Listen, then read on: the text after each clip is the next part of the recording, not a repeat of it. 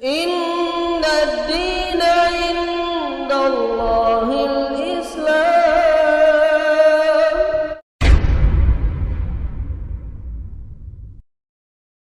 Baik, sekarang kita masuk kepada beberapa contoh dari para imam yang mereka memanfaatkan kesempatan untuk mengarang kitab dalam keadaan mereka berada di dalam penjara. Baik, Iqra Irfan. Wa min haula'i Dekat lagi. wa min haula'il ulama'i alladhina halaful kutuba fi sijni. Al-awwalu al-imamu Muhammad bin Ahmad bin Abi Sahl as-Sarqasi rahimahullahu al-mutawaffa sanata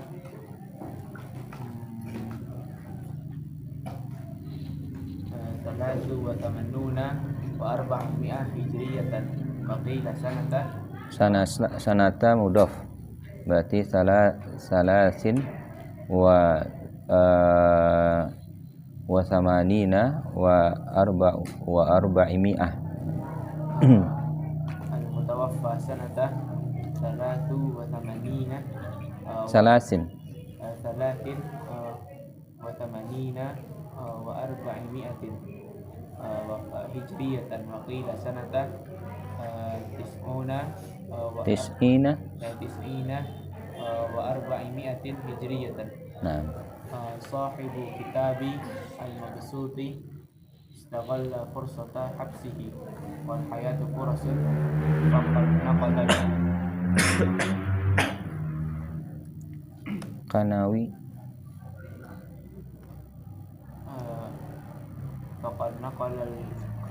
al-Kanawi rahimahullahu annahu amla kitabahul mamsuta nahwu 15 mujalladan wa huwa fi sijni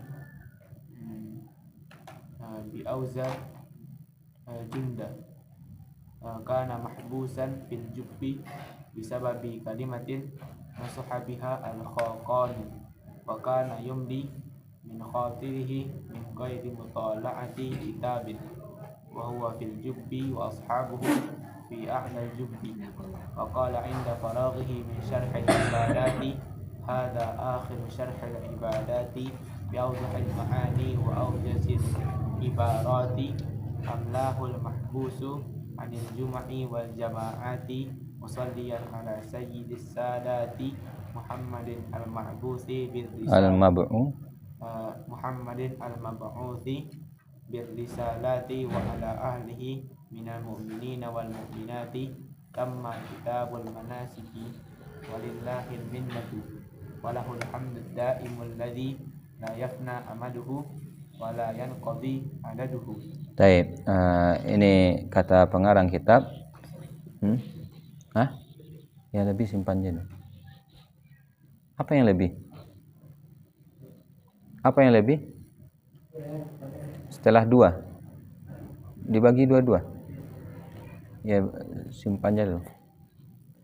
Baik. Nah, di antara ulama yang mereka itu mengarang kitab dalam keadaan mereka itu di penjara. Yang pertama Al-Imam Muhammad bin Ahmad bin Abi Sahal As-Sarqasi. Nah, itu namanya. Al-Imam Muhammad bin Ahmad bin Abi Sahal. Muhammad bin Ahmad bin Abi Sahal.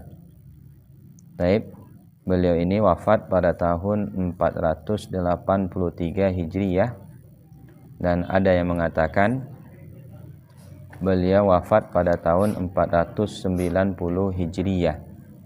Baik, beliau ini adalah pengarang kitab Al-Mabsut namanya. Beliau memanfaatkan kesempatan di penjara dan kehidupan adalah furos, kesempatan. Al-Kanawi beliau telah menukilkan bahwasanya Al-Imam Muhammad bin Ahmad tadi itu beliau mendiktekan kitab Al-Mabsut. Didiktekan ini kitab Al-Mabsut tadi sebanyak 15 jilid. dalam keadaan beliau dipenjara di daerah yang namanya Auzajan. Nah, ini nama tempat. Baik. Dalam keadaan Muhammad bin Ahmad ini dipenjara, tertahan di Al-Jub. Al-Jub itu lubang. Nah, bisa saja dia berada di lubang yang gelap. Baik. Apa sebabnya dia di Al-Jubbi tadi? Disebabkan satu kalimat yang dia menasihati Al-Khaqan di waktu itu. Khaqan ini adalah nama raja dari kerajaan Turk namanya. Taib. Jadi disebabkan nasihat itu beliau dipenjara. Nah, tapi apakah patah semangat Al-Imam Muhammad bin Ahmad ini? Tidak. Beliau mendiktekan kitab ini dari pikirannya, dari hafalannya, tanpa melihat kepada mentelaah kepada kitab, dalam keadaan beliau di dalam Al-Jub, lubang. Nah, semacam penjara. Dan para muridnya itu berada di atasnya. Jadi dia berbentuk tawanan, wallahu a'lam, yang dia berada di bawah. Murid-muridnya atau yang mencatat darinya itu ada di atas. Taib. Dan ketika beliau selesai dari mensyarah tentang permasalahan ibadah, taib, karena kitab fikih itu ada yang ibadah, itu dari air sampai haji, itu namanya kitab ibadah. Dan ada setelah itu namanya kitab muamalah. Masuklah di sana pembahasan tentang jual beli, pernikahan, dan seterusnya. Itu semuanya namanya muamalah. Taib. Maka ketika selesai dari menjelaskan permasalahan ibadah, apa kata beliau? Hadza akhiru syarhil ibadat bi awwahil ma'ani. Ini adalah akhir dari penjelasan tentang ibadah dengan makna-makna yang paling jelas dan juga ibarat-ibarat yang paling ringkas. Didiktekan oleh Al-Mahbus. Al-Mahbus ini yang terpenjara. Taib. Anil Juma' dari Al-Juma'. Ini Juma' ini adalah jamak dari Jumat. Jadi beliau tidak bisa melakukan Jumat. Nah, karena terpenjara tadi. Wal jama'at. Begitu pun juga dia tidak bisa melakukan salat berjamaah karena di penjara. Taib. Musalliyan ala sayyidis sadat. Dalam keadaan bersolawat kepada penghulunya, para penghulu, yaitu Muhammad al-Mabu'us bir-risalah, yang diutus dengan risalah, dan juga kepada keluarga beliau dari kalangan orang-orang yang beriman, laki-laki dan perempuan.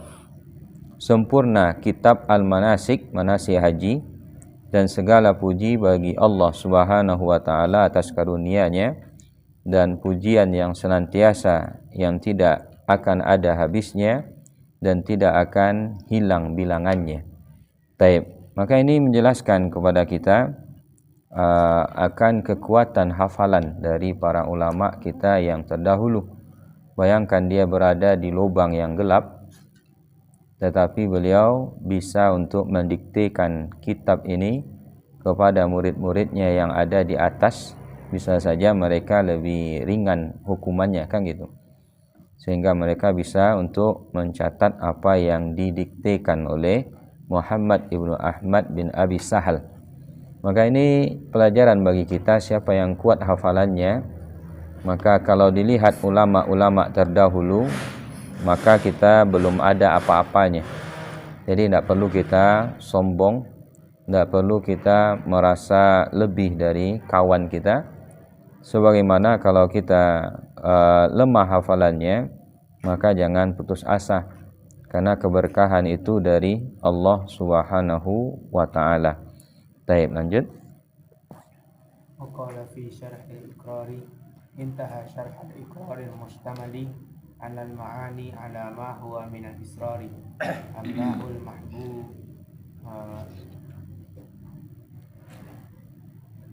Mahbusu fa'il. أملاه المحبوس في محبس الأشرار. Taib. Dan beliau juga berkata di dalam pembahasan al-iqrar. Iqrar ini pengakuan. Jadi kadang nanti ada yang melakukan kriminal, maka ada dia pembahasan tentang al-iqrar. Dia mengaku telah melakukan zina, melakukan pembunuhan atau melakukan pencurian, itu namanya pembahasan tentang al-iqrar. Maka setelah selesai dari pembahasan al-iqrar ini dalam bab al-iqrar, beliau mengatakan telah selesai pembahasan al-iqrar yang mencakup kepada makna-makna yang dia ada rahasianya, didiktekan oleh yang terpenjara, di penjara orang-orang yang jelek, orang-orang yang buruk. Karena biasanya penjara itu tempat orang-orang pelaku kriminal. Maka jangan sekali-sekali kita punya keinginan, cita-cita mau penjara. Nah, jangan. Baik, karena kita tahu penjara itu tempat orang yang tidak baik. Baik, oleh karena itu dahulu para guru kita menasihatkan, jangan dia pergi haji misalnya dalam keadaan dia menyelundup. Jadi tidak masuk melalui perbatasan. Kalau masuk melalui perbatasan kan diperiksa paspornya dan yang lain sebagainya. Tujuannya apa? Tujuannya agar nanti kalau tertangkap bisa saja dia dipenjara bersama orang-orang yang tidak baik. Tapi itu nasihat dari para ulama. Jadi ada orang yang haji itu kadang dia menyelundup saja. Karena negara Arab itu mereka satu kan gitu. Tidak seperti kita, mungkin yang terpisah dari negara Malaysia, kecuali yang di Pulau Kalimantan itu satu pulau. Tapi kalau di Arab sama, mereka berbatasan dengan batasan darat saja. Yaman di bawah, di atasnya Saudi, kemudian Bahrain, kemudian Qatar, Abu Dhabi. Artinya kalau kita ingin cari jalan yang tidak ada penjaganya, bisa saja cari gurun gitu, menaiki lembah untuk masuk menunaikan ibadah haji. Tapi itu tidak dinasihatkan. Kenapa? Karena bisa saja dia tertangkap nanti, kemudian dia dipenjara bersama orang-orang yang buruk. Begitupun juga kita. Kita di sini berlindung kepada Allah Subhanahu wa taala dari ujian. Karena belum tentu kita semuanya sabar. Taib. Maka ini beliau pengakuan fi mahbasil asyrar, di tempat penjara orang-orang yang buruk. Taib. Lanjut. Walahu kitabun fi usulil fiqh syarh siyaril kabiri amlahu wa huwa fil jubbi walamma wasala ila babi syuruti hasala lahul farju fa'utliqa. Taib. Ahsan. Dan beliau juga memiliki kitab di dalam pembahasan usul fikih dan juga penjelasan dari As-Siyar Al-Kabir, nama kitabnya. Taib. Beliau diktekan juga kitab usul fikih ini dan syarah As-Siyar Al-Kabir ini dalam keadaan beliau di penjara. Dan tatkala sampai kepada bab asyurut, syurut yaitu syarat-syarat, maka beliau pun mendapatkan jalan keluar. Taib. Akhirnya beliau dibebaskan. Nah, jadi sampai bab syurut beliau ini dibebaskan di waktu itu. Maka ini juga memberi pelajaran kepada kita bagaimana para ulama mereka berusaha memanfaatkan kesempatan.